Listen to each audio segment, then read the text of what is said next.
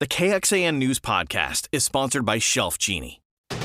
The alarming number of teenagers who say they've been abused by their partners, how one group is raising awareness. A beautiful end to our daytime hours here on a Saturday. We'll show you why Sunday changes, and we're tracking our next chance of rain. And celebrating Black History Month, we feature an East Austin tattoo shop leaving its mark on the community. Hi, everybody, and thank you for joining us. I'm Mike Rush. After 2 months, a man Austin police say is responsible for 2 shootings in one day has been arrested. 33-year-old DeQuincy Fields faces charges of deadly conduct and aggravated assault. It's after 2 separate shootings in southeast Austin on December the 11th. 1 person was injured. When detectives searched Fields' car and home, they found more than 5 pounds of drugs, including powder and crack cocaine, methamphetamine, and pills that investigators believe contain fentanyl. They also found more than $5,000 in cash and 3 guns. Fields is booked at the Travis County Jail on 7 charges. About 1.5 million U.S. high schoolers report being abused by their partners. That's why today the Texas Advocacy Project hosted an orientation at the Capitol to teach teenagers about healthy relationships and preventing dating violence. I think that domestic violence is a major issue, and it really needs to have attention and raised awareness so that everybody knows what signs are and how to avoid situations in the first place, and if push comes to shove, how to find help. The campaign's goal is to increase awareness about dating violence and provide young Texans the tools to avoid abusive relationships. First warning weather with meteorologist Nick Bannon. Hopefully you had a good day. I know it was a bit breezy this morning, but full sunshine, a little less wind out there now, making for a fine beginning to our evening. There's the sun. It sets at 6:16 here tonight, so in about 14 minutes or so. We're at 55 degrees in northwest Austin at the Palms Car Wash with clear skies. Most of us are in the mid-50s, save for a few 60s to the south of Austin. And we've got clear skies now, and most of the next several hours will be mainly clear. 48 at 7 as temperatures drop in a hurry. 43 by 9, and we're down to 40. Clear skies still at 11. Here's what's coming up in First Warning Weather. We'll give you an update to your Sunday forecast so you can plan the rest of your weekend. We'll show you a limited opportunity for rain early in the work week and when we could reach 80 degrees before another temperature drop. All right, thanks, Nick. Well, it's been 11 days since people began losing power from the historic ice storm that crippled Central Texas. Today, Austin Energy says electricity is now restored to just about everyone.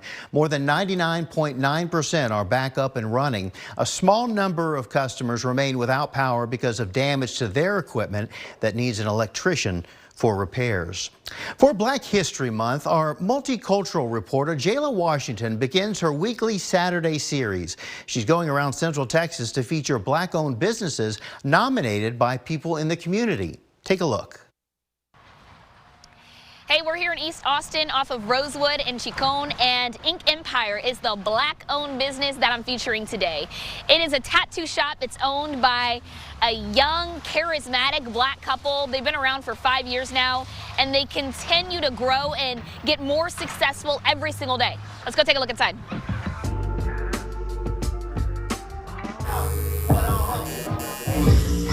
Most people come in and like, oh my gosh, it's lit, it's a vibe, I don't want to leave. No, yeah. And they just hang out. When you walk through these doors, Tracy and Matilda, the owners of Ink Empire, want you to feel like it's your home.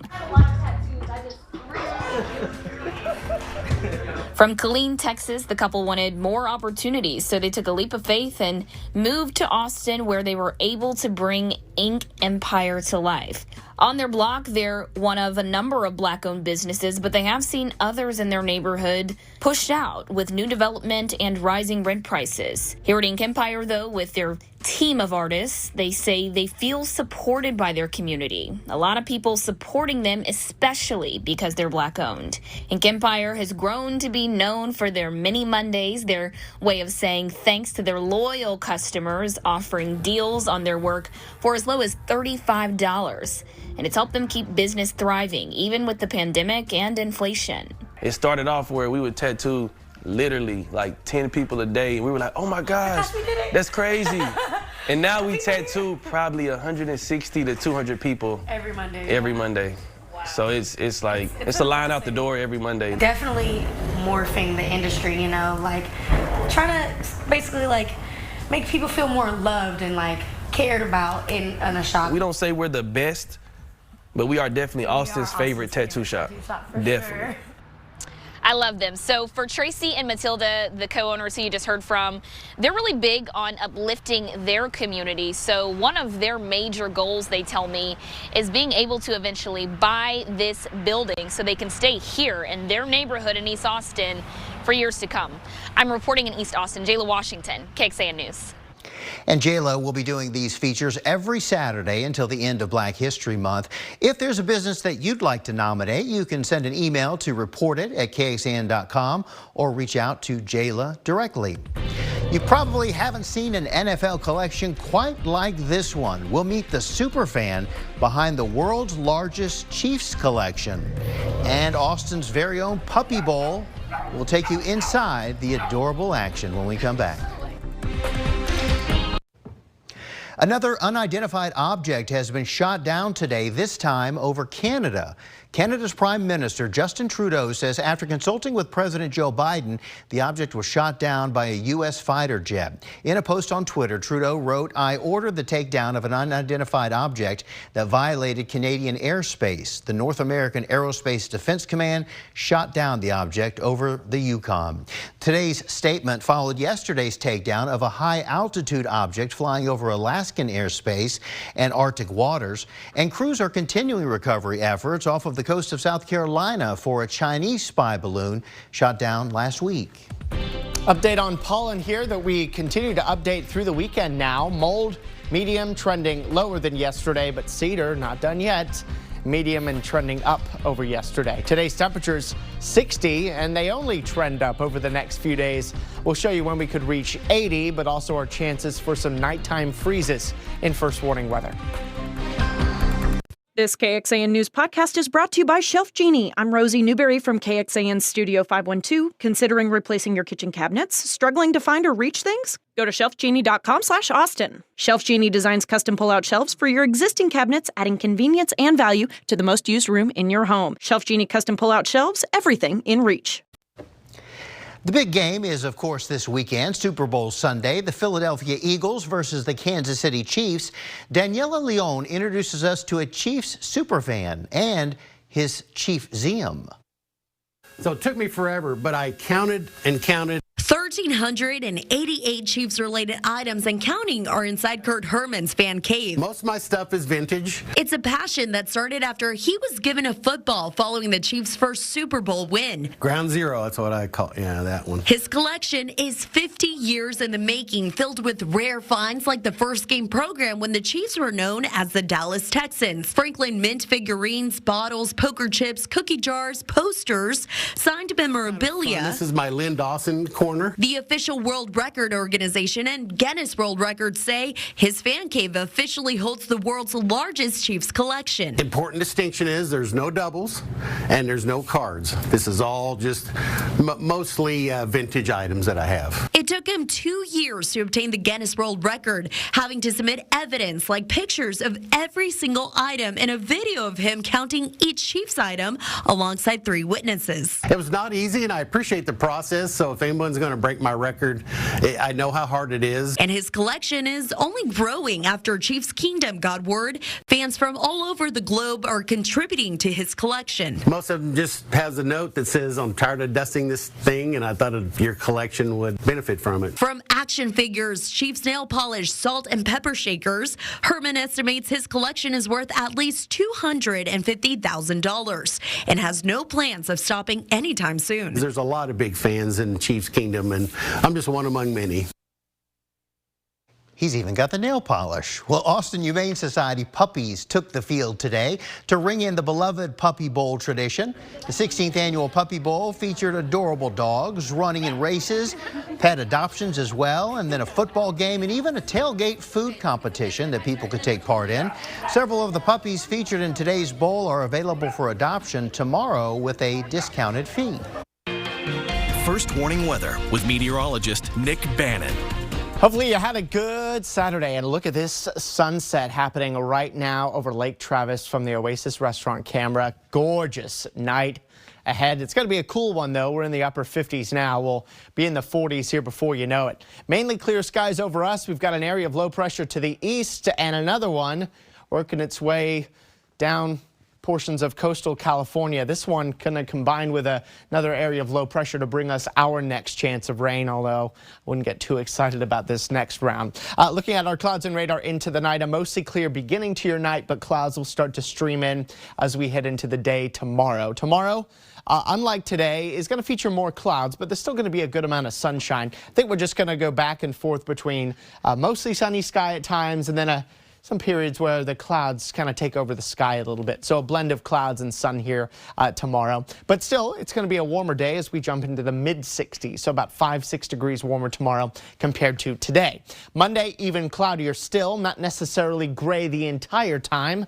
Notice a few holes in the clouds here and there. But in general, it is a mostly cloudy day. And that leads us to late Monday night into Tuesday morning. Our best chance of rain for the whole week with some wet weather coming in early in the morning through, say, the middle of the morning. You can see some showers around, nothing too heavy at this point. And look, by midday, it's basically out of here. We're looking for the highest rainfall amounts to be just north of Austin, 1/10 of an inch to 1/4 of an inch of rain. I know this is our 7-day rainfall forecast, but basically all of this coming Tuesday morning. But then the farther south and west you are, the lower the rainfall amounts, generally 1/10 of an inch or less. And there's probably going to be some places that don't pick up even that here as we look into a mostly dry week ahead. Tonight's forecast, mostly clear to partly cloudy. Another chilly night. We get down to 36 in Austin. I expect you'll be near freezing in the suburbs outside of Austin and into the hill country. Then our day tomorrow, a mix of sun and clouds as we go with a high of 66.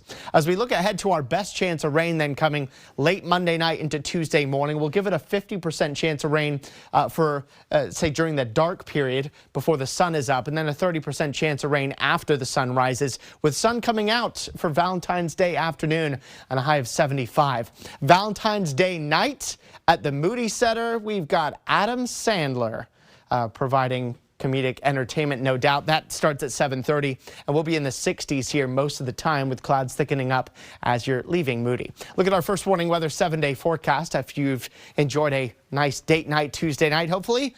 Wednesday, sun and clouds, 10% rain chance. Look at that high near 80. And then a cold front drops us down to 60 Thursday, 50s on Friday, near 60 on Saturday. But we could get back down to near freezing again. Friday morning dropping down to 34 degrees, which probably means a freeze in the hill country. Similar temperatures to start your Saturday morning as well.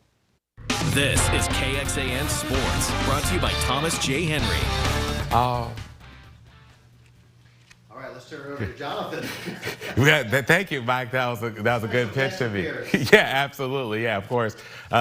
We all know what's coming up here tomorrow. We're one day away from the biggest showcase event in all of sports, the Super Bowl. It's going to be played between the Kansas City Chiefs and the Philadelphia Eagles. It would be played down in the desert, Glendale, Arizona, although it doesn't look quite as deserty these days. That's where we'll find PJ Ziegler for more on the big game. Take it away, PJ.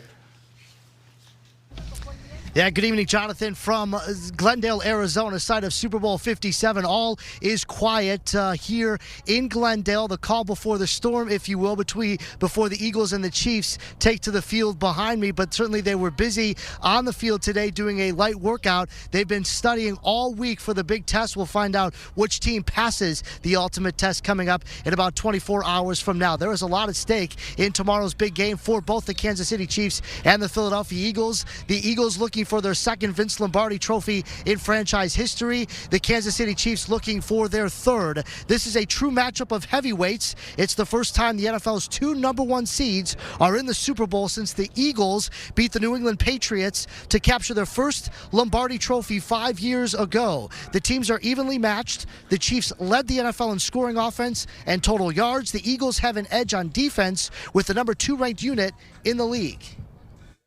When you get in the playoffs, that combination right there, the O-lines versus the D-lines on both teams, ends up being kind of the thing that wins or loses games. Our job is to score points on offense, you know, and so sometimes that's the way you play it is a keep away battle. Sometimes it is to, you know, try to score as many points as you possibly can. I've always been in the school of scoring as many points as you possibly can and trying to score more than the other guys. Eagles had a 45-minute walkthrough today. They worked on situational plays. The Kansas City Chiefs, meanwhile, had a 26-minute walkthrough. The good news for the Chiefs and their fans, nobody on the injury designation heading into tomorrow's game, so everybody healthy, including Patrick Mahomes, who is a go with that high ankle sprain. And if you're wondering, the Philadelphia Eagles right now are favored by 1.5 points. Jonathan? Thanks, PJ. No doubt should be a good one. And as you mentioned, both teams Super Bowl winners actually in the past 10 years, so they're no stranger to success recently. Philadelphia in 2017 and Kansas City in 2020. Well, great day for the Longhorns as they blew out West Virginia in a matinee at the Moody Center. Highlights and reaction with sports continues. Keep it here. It was a nonstop party today at the Moody Center as the Texas Longhorns earned their 20th win of the season in the most dominant fashion since conference play started. 10,000 plus on hand, rocking it at the Moody Center for Rodney Terry's squad. Now, first half, Texas up by 3. Jabari Rice gets the pass from Brock Cunningham, drains the straightaway three-pointer. Big day for Jabari Rice. 24 points in just 17 minutes of play. Then Marcus Carr a little later, he's going to hit this jump shot right here to put Texas up by 8. Arterio Morris, big day off the bench for him as well. This three-pointer put Texas up by 5. And the Longhorns just rolling in this one over West Virginia. They beat them by 34 points, 94-60. I thought we had really good carryover from our really good 2 days of practice on Wednesday and Thursday, and guys brought that to the floor today, and we were able to beat a team that's been playing really well. Make a statement a little bit. You know, there's a lot of noise, and I'm not going to address it, but we hear it, and we got a mission. All right, UT women hosted TCU a few hours after the men finished. No Sonya Morris again for Texas. Shaylee Gonzalez misses the three-pointer. Taylor Jones there for the rebound and putback. Jones had 15 points and 10 rebounds. Then TCU throwing it away. Shaylee Gonzalez on the break. That's light work for her. She makes that layup to put Texas up by 9. And then Rory Harmon on the move gets the basket plus the foul. Longhorns up by 15 at that point. As you can see, they won by 20 over TCU. 7 straight wins for Texas. 11 straight at home for the Longhorns. That's their longest winning streak in 5 years at home. Very impressive. Thanks, Jonathan. And thank you for watching, everybody. Hope to see you back here, do we have, no, we don't have time for weather. I wasn't sure we did. See you back here at 10 o'clock.